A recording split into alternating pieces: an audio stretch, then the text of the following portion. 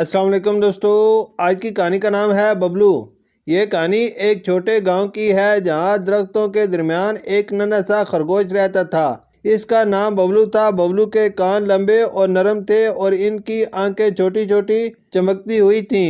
बबलू को खेलना और भागना बहुत पसंद था, लेकिन इससे ज्यादा वो कहानियां सुनना पसंद करता था। एक दिन बबलू अपनी दादी के पास बैठा कहानी सुन रहा था। दादी ने इसे एक ऐसे जंगल के बारे में बताया जहाँ जादुई फूल खिलते थे। दादी ने कहा वो फूल हर मौसम में खिलते हैं और जो भी इनके करीब जाता है उसके दिल की सब ख्वाहिश पूरी हो जाती हैं। बबलू की आंखें हैरत से फैल गईं। उसने सोचा कि अगर वो फूल ले आए तो गांव के सब लोग खुश हो जाएंगे। अगली सुबह बबलू जल्दी से उठा और अपने सफर के लिए तैयार हो गया। उसने अपनी छोटी सी झोली में कुछ गाजर और पानी रखा और जंगल की तरफ रवाना हो गया। रास्ता लंबा और मुश्किल था, लेकिन बबलू हिम्मत से आगे बढ़ता रहा।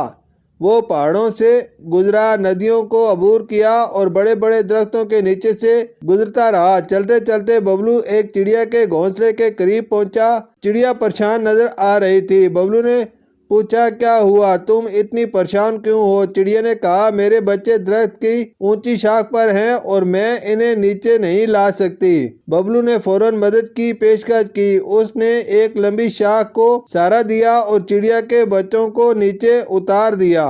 चिड़िया खुश होकर बोली, तुम बहुत अच्छे हो खरगोश, अगर तुम्हें कभी मदद की जरूरत हो तो मुझे जरूर बुलाना।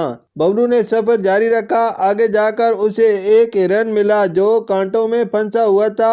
हिरन बहुत तकलीफ में था। बबलू ने कांटों को आराम से हटाया और हिरन को आजाद किया।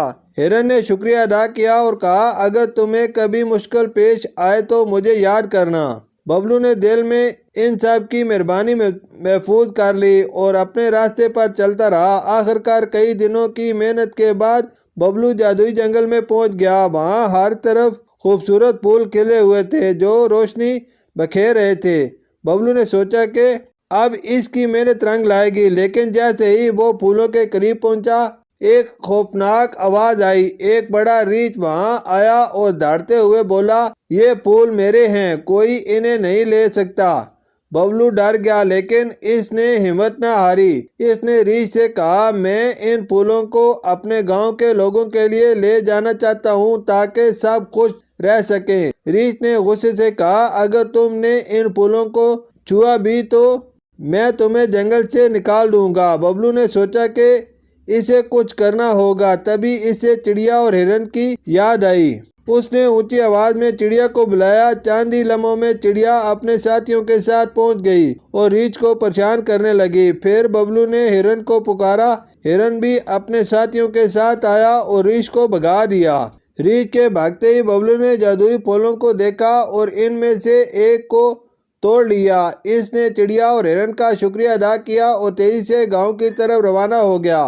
जब बबलू गांव पहुंचा तो सब लोग हैरत से इसके जादुई फूल को देखने लगे। जैसे ही फूल को गांव के बीच में रखा गया, पूरे गांव में खुशबू फैल गई और लोगों की तमाम मुश्किलात दूर हो गईं। बबलू को सब ने दिल से दुआएं दी और कहा, तुमने हमारी जिंदगी बदल दी।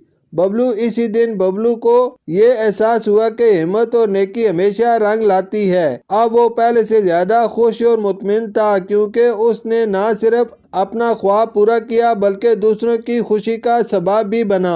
शुक्रिया।